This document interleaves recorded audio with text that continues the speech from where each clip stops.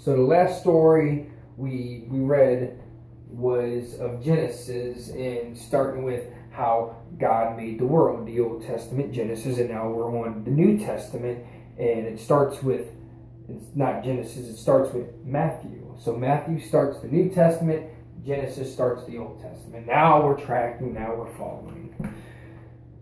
Matthew 1:17. This is a record of the ancestors of Jesus the Messiah, a descendant of King David and of Abraham. Now, before I continue this, understand what I'm about to read has many names, and it has a point to why there's so many names that they're about to list off here. But a lot of these names I'm not going to know how to say, not because I'm trying to be disrespectful or whatever. I'm just going to butcher it because they're not familiar names that I've used on a day-to-day basis. But I'm going to give it hell, and I'm going to give it the old college try. So this is a record of the ancestors of Jesus the Messiah, a descendant of King David and Abraham. Abraham was the father of Isaac. Isaac was the father of Jacob, and Jacob was the father of Judah and his brothers. Judah was the father of Perez, and Zerah was the mother of Tamar. Perez was the father of Hezron. Hezron was the father of Ram. Ram was the father of... Oh, shit. Yeah, okay, here it is. Okay. Ram was the father of Amminadab.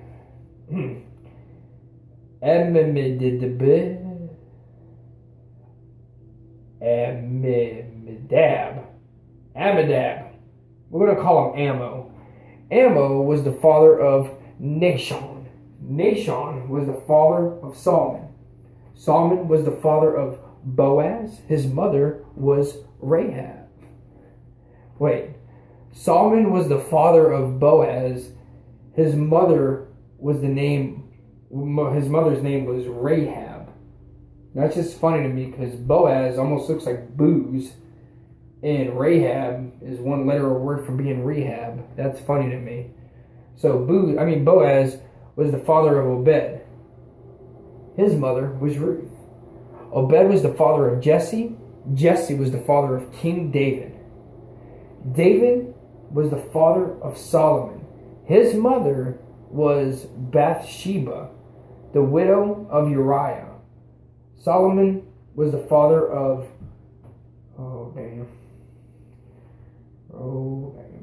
Rehoboam. So Rehoboam was the father of Abijah. Abijah was the father of Asphalt. It's almost like asphalt. It's just one don't have the T. Asphalt was the father of Snapchat. Snapchat was the father of Jehoram. Jehoram was the father of Uzziah. Uzziah was the father of Jotham. Jotham was the father of Ahaz. Ahaz was the father of Heineken. Heineken was the father of Manasseh. Manasseh was the father of Amos. Amos was the father of Josiah. Josiah was the father of and his brothers, born at the time of the exile to Babylonian. After the Babylonian exile, Chin was the father of Shealtiel. Shealtiel was the father of Zerubbabel. Zerubbabel was the father of Abud. Abud was the father of Alkaline. Alkaline was the father of Azar. Azar was the father of Zadok. Zadok the father of Akim. Akim the father of Lucid or Lukid. We'll go with Lukid. Lukid was the father of Elazar. Elazar was the father of Manahanah. Manahanah was the father of Jacob. Jacob was the father of Joseph, the husband of Mary. Well, we know where this is going because Mary was the mother of Jesus, who is called the Messiah.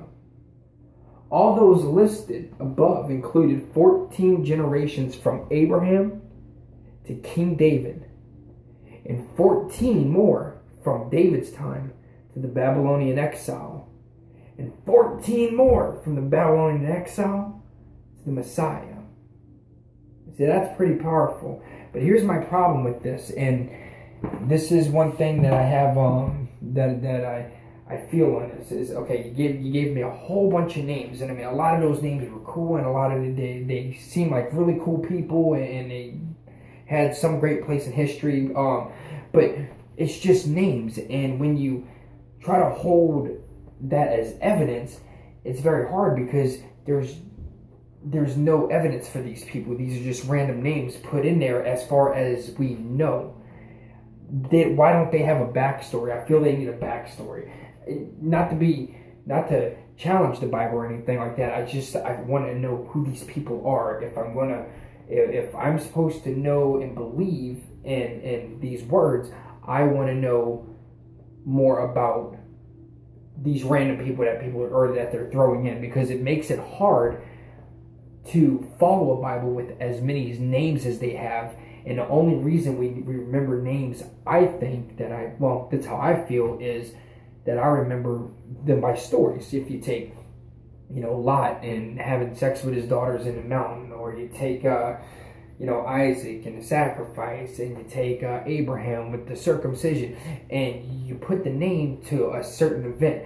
But when I say, or when the Bible just names off, Bathsheba, it becomes confusing. Now, with that said, a lot of people can argue, well, if the Bible's not about them, it was just making a reference of that's, how many people were before Jesus, and, just kind of fill in the blanks. But my thing of is this: if they don't have the importance, then just take it out and make it more simpler.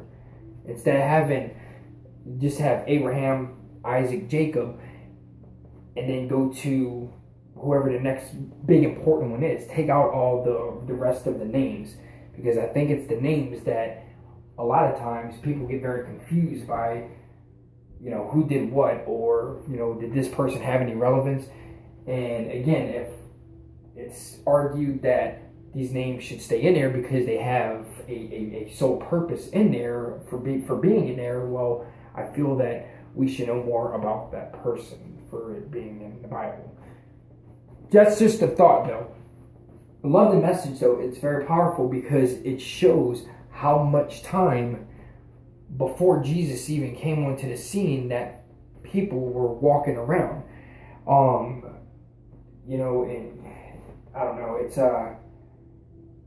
pretty crazy when you think just that many generations and how many people actually existed before Jesus' time. I don't know, it's crazy. The psalm of the night was, "Oh, the joys to those who follow the advice, not from the wicked, or stand around with sinners, or join us with scoffers." Scoffers? Didn't they have a candy called Stouffer's or Stoffers? I don't know. But they delight in doing everything the Lord wants. Day and night, they think about His law. Bolded print, God's Word. They are like trees planted along the riverbank, bearing fruit each season without fail. Their leaves never wither, and in all they do, they prosper. But this is not true for the wicked. See, they are more like a worthless scab, scattered in the wind. They will be condemned at the time of judgment. Sinners will have no place among the godly. I like that. That's powerful. That says, get your shit together, shape up or ship out. So we got the proverb for tonight. Once again, these are my favorite because it's the wisdom. These are the ones I do legitimately try to hold on to and pass down to my kids with their small little sponge-like brains that I can drive my crazy theories into their heads, and hopefully the best comes out of that. So the Proverbs, again, is for the simple-minded. It's to gain wisdom, gain discipline, and just overall do the right thing. So it says, these are Proverbs of Solomon, David's son, the king of Israel. The purpose of these Proverbs is to teach people wisdom and discipline and to help them understand wise sayings. Through these proverbs, people will receive instruction in discipline, good conduct, and doing what is right, just, and fair. These proverbs will make the simple-minded clever. They will give knowledge and purpose to young people. Let those who are wise listen to these proverbs and become even wiser. And let those who understand and receive guidance by exploring the depth of meaning in those proverbs, parables, wise saying, and riddles. That one right there is very, very powerful to me. You see, I look at that one word or that one sentence where it says, through these proverbs, people will receive instruction in being disciplined, good conduct, in doing what is right, just, and fair. I mean, that simple logic pretty much cures a lot of America's problems with, racism nowadays. Just do what's right. Who cares if somebody's looking? Who cares if somebody's... Stop looking for a reward or some kind of a way to hopefully to come back on you to get the attention for it, and just do what's right. You see a homeless man, you got a few cents, a few dollars, give it to him. It's just about being human. I went to Burger King today, and I went and had my lunch at Burger King. It was awesome. But there's one thing that really drove me crazy is the cashier, the little girl had got the water cup and everything. She was ahead of me. She had a little cup like this, and the little girl went and ran to the machine, and this cashier, instead of taking my order, was just looking at this little girl, like, and I'm like, with my son, and I'm like, can I place an order? Would that be okay? And she's just like, hold on one second, sir, I do apologize. I was like, what's the big deal? It's a cup. And she's sitting there just making this big issue. And she goes, ma'am, she's supposed to get water. Because the little girl had got Kool-Aid. And I'm like, really? Do you know how much food the fast food company industry wastes daily? Just in throwaway food. It's insane. And instead of, offering some kind of community service where it's like, hey, come after these hours or whatever, any leftovers we got, feel free, for the local homeless people or something. But no, you throw it in the trash, but then you're going to cock such an attitude when a little girl goes, and because she didn't get water, she got some Kool-Aid. We get it. Your 35 cents ain't going to break your Burger King. Jesus. And they're very stingy. They're very, very stingy about their sauces. That drives me mad. Like, I get it. Things cost money. I get it. But like the Bible says, just do what's just, right, and fair. Just give us a few more of the sauces. Stop charging such crazy amounts. Just throw one in for the team for us. I know that kind of got way off topic and everything, but it's just funny because these are the kind of things that I see on a daily basis, and I'm just like, that I've learned from this one proverb is just do what's right, just do what's fair, just do what's just normal and the moralic thing to do for people. And I'm trying to do that, and I'm trying to instill that in my kids. They come home and tell me about their day, and if I hear something that they did was negative, that I felt, we'll talk about it, and because I don't want to just tell them, well, that was wrong. I want them to understand. I want them to say that. I want them to gain that wisdom and say, like, let's say everybody was laughing at, Timmy because his color was, whatever the case is, whatever he was wearing. It could be anything. And instead of saying, well, what did you do? Did you laugh in there? Did you thing? Oh, I laughed. Instead of going like, whoa, hold on there, and getting on him, you talk to him. Well, why'd you laugh at him? Did you think that was right? And let them understand. That's how they build what's right and wrong. But when you just sit there and go, that was the wrong thing to do, and you don't guide the child, you don't say, hold on. let me explain why. We understand why you're feeling like that, but let's take it back and let me show you how other people receive it, or how other people that are receiving this treatment are feeling. And it makes them think more, and it makes them better people. So next time something like that happens, they're not laughing, because instead of being in that position and just remembering dad going, don't join in, blah, blah, blah, they are realizing, well, hold on, everybody's laughing at this person because, whatever difference that they have, and now I'm going to do the right thing. Yeah, guess what? Sometimes when you do the right thing, you may become the next target. That's life. But being an outcast isn't all that bad sometimes. I kind of like it.